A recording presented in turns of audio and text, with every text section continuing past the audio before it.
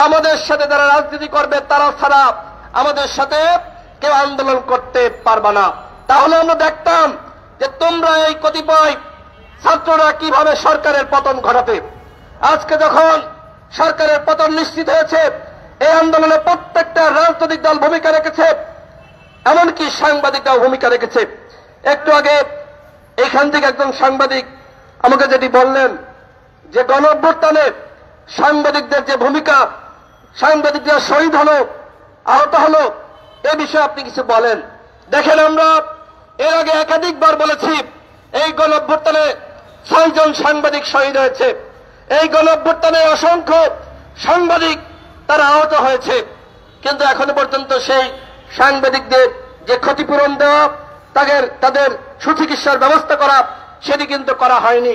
আমরা গণ অধিকার পরিষদের পক্ষ থেকে সরকারকে বলবো যে আপনারা অনতিবিলম্বে এই 6 জন সাংবাদিকের পরিবারের সাথে যে কোনো একজন উপদেষ্টা দেখা করেন এবং তাদের ক্ষতিপূরণ নিশ্চিত করেন, এবং যারা আহত হয়েছিল ওই সকল সাংবাদিকদের সুচিকিৎসা দেন, ক্ষতিপূরণ দেন।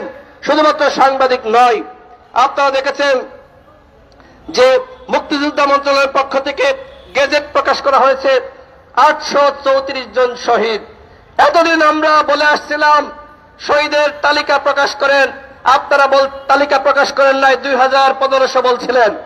আজকে যদি এইভাবে শহীদের প্রকৃত তালিকা আমরা হাতে না পাই, তাহলে যেমনি ভাবে মহান মুক্তিযুদ্ধের শহীদের তালিকা নিয়ে প্রশ্ন আছে, ঠিক একইভাবে এই গণঅভ্যুত্থানের শহীদের তালিকা নিয়ে প্রশ্ন তৈরি হবে।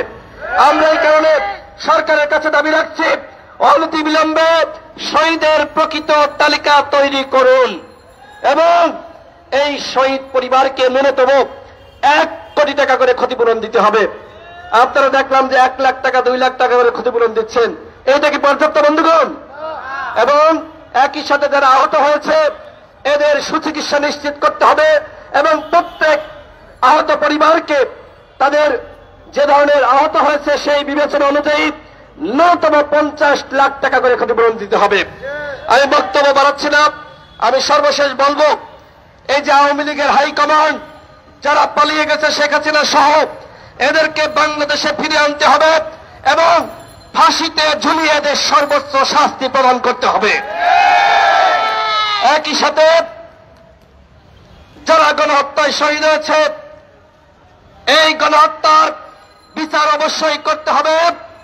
গণহত্যার বিচারের আগে আওয়ামী লীগ নির্বাচনে অংশ নিতে পারবে না, সেই কথা স্বয়ং প্রধান উপদেষ্টার বক্তব্যে আসতে হবে এবং একটি আইন করার মাধ্যমে যতক্ষণ না পর্যন্ত গণহত্যার বিচার হচ্ছে, ততক্ষণ পর্যন্ত আওয়ামী লীগ এবং তার কোন অঙ্গ সংগঠন বাংলাদেশে সাংগঠনিক কার্যক্রম পরিচালনা করতে পারবেন না।